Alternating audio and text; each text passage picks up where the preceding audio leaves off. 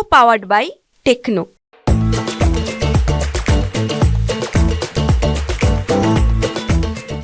अगर आप आने वाले दिनों में थाईलैंड जाने और घूमने फिरने का प्लान कर रहे हैं तो आप कुछ ज्यादा पैसे लेकर जाइएगा, क्योंकि आपको अब जेब कुछ और ज्यादा ढीली करनी पड़ सकती है। जी नहीं, ना तो थाईलैंड जाने वाली फ्लाइट महंगी हुई है और ना वहां पर होटल या कैब का किराया महंगा हुआ है। दरअसल थाईलैंड सरकार एक बार फिर से टूरिज्म टैक्स लगाने की तैयारी कर रही है। ये टैक्स थाईलैंड आने वाले दुनिया भर के पर्यटकों को देना होगा। इस टैक्स का मकसद सरकार को अपना राजस्व और बुनियादी ढांचे को बढ़ाना है। थाईलैंड के पर्यटन मंत्री सोरावांग थिएनथोंग ने इस टैक्स के लिए एक बार फिर से इसको लागू करने की घोषणा की है।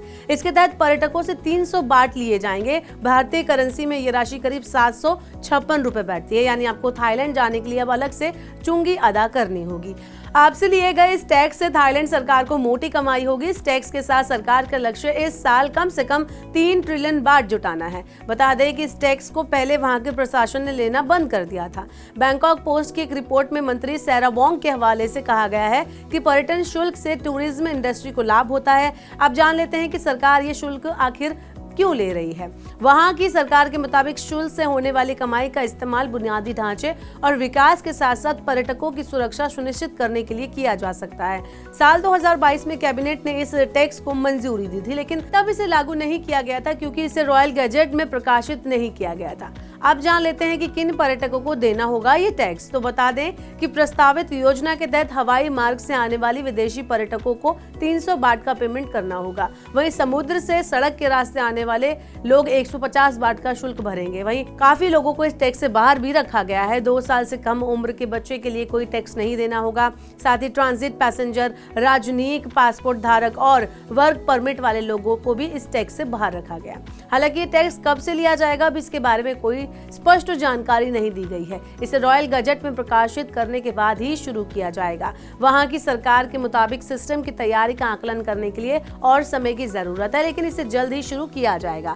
टैक्स के अलावा मंत्रालय उन टूरिज्म एक्टिविटी को फिर से शुरू करने पर विचार कर रहा है जिन्हें कोरोना के टाइम पर बंद कर दिया गया था। बता दें कि पर्यटन शुल्क वसूलने वाला थाईलैंड एकमात्र देश नहीं है, दुनिया के कई और देश भी ऐसा टैक्स लगाते हैं। इसमें ऑस्ट्रेलिया, बेल्जियम, भूटान आदि शामिल हैं और इसके साथ ही कई शहरों में भी ये टैक्स देना पड़ता है। इसमें एडिनबर्ग, बार्सिलोना, पेरिस आदि शामिल हैं। ये टैक्स कई बार इस बात पर भी निर्भर करता है कि यहाँ आने वाले पर्यटक यहाँ कितने दिन रुकेंगे, यानी दिन के हिसाब से भी टैक्स लिया जाता है। इसके अलावा जिस होटल में रुकेंगे वो कितना लग्जरी होगा, जितना लग्जरी होगा टैक्स उतना ज्यादा आपको देना होगा।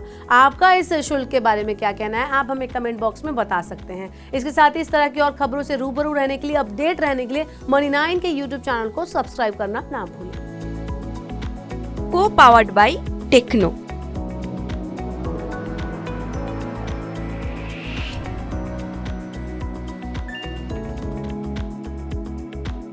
जानकारी, सलाह और निवेश सब एक ही सुपर ऐप पर।